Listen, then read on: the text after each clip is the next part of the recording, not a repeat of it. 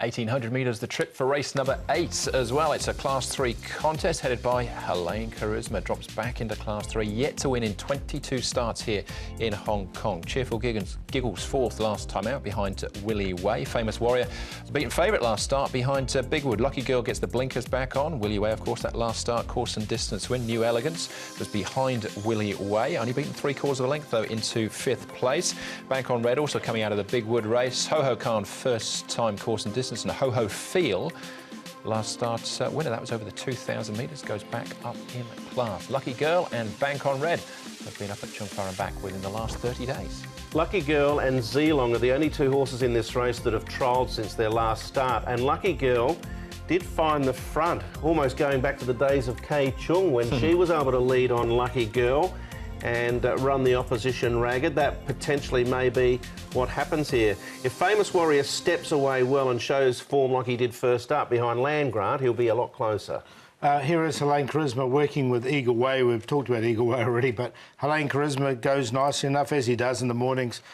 He just needs a wet track, I think, is the key for him, but there he is. He does it okay. Irish Vega, I thought, wasn't a bad piece of work. He seems quite keen here in the morning. Grant Van Niekerk, he's only had limited starts, so he's definitely an improver. And he's got a good draw at barrier number 5. So he does it nicely there. And Ho Ho Khan, another one I think's on the improve as well. He's under a good hold here. Vincent Ho aboard, and Vincent Ho will be riding him on race day as well. So he's another one that seems to be improving, is Ho Ho Khan. All right, we're going to have a look at him in actual fact. First cab off the rank. He was down the field here, Ho Ho Khan. Bank on Red. Famous Warrior is actually favourites for this race behind the quite progressive Bigwood.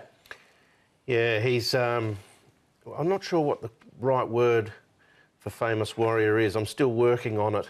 But he's untrustworthy, that's one thing for sure. He can run. We saw that on debut. I mentioned it when we looked at the speed map. He almost nailed Land Grant. There was a big space back to third. But when he didn't get moving early here, he got himself into some traffic congestion and got himself into a real pickle, and then he just didn't perform. So he needs to step well to do his best. Yeah, I'm going to leave him out because I just don't like his racing pattern. He seems to be going backwards a bit for me in that race. So Sylvester Souza aboard, but he's got an awkward draw barrier 9, so I'm going to leave him out. He's definitely a comfort zone horse, I think. He needs it, otherwise he just switches off. All right, OK. So he's got some possible issues there. Willie Way, sometimes thought of as an all-weather performer, but nothing wrong with this form first up. No, he won really nicely fresh up, and as you say, he's better on the all-weather, I think.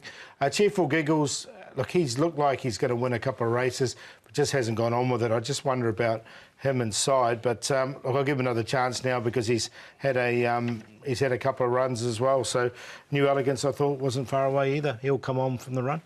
Yeah, I'm going to give New Elegance a chance out of that. Nothing against Willie, but it was a bit of a tactical race, and we had a horse out in front that over-raced, and then the order changed somewhat a few times down the stretch. So I'm just going to sit on the fence. All right, Cheerful Giggles did pull up with blood in his trachea after that run as well.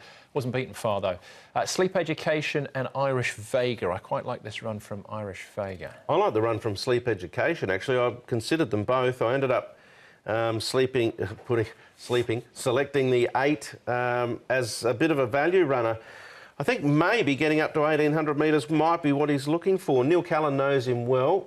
I'm going to take a little chance with him in a race I'm not overly confident about. I went the other way with Irish Vega because he's only had the 3 starts. I thought Sleep Education's, he's had his chance. He's had a few starts now, so I went with the horse in limited starts. All right, and Punter's giving Famous Warrior another chance, but it's a wide market, Paul. Yeah, I'm going to leave him out. I'm going to go with New Elegance as well. I think he'll come on for that run, and it wasn't a bad run from him. And the race wasn't run to suit. Brett's quite right on that. Cheerful Giggles did have excuses last time with blood on the track here. Irish Vega, he's coming through. And Ho Ho Khan is the other one I'm going to put in a bit of value as well. Another one with limited starts, but his track work suggests to me he's definitely on the improve. 7-2-4-10. Yeah, this is a hard race, I think. There's quite a few you can make a case for. We're not sure how the speed's going to unfold with, a race that really lacks a noted leader. I'll give Sleep Education a chance, only because he's stepping up to 1,800. If Famous Warrior steps away well and gets to the lead or close to it and there's not a lot of pace, he can build the revs to Souza and he'll run a very similar race to what he did first up behind Land Grant, and that'll probably go close enough to winning it.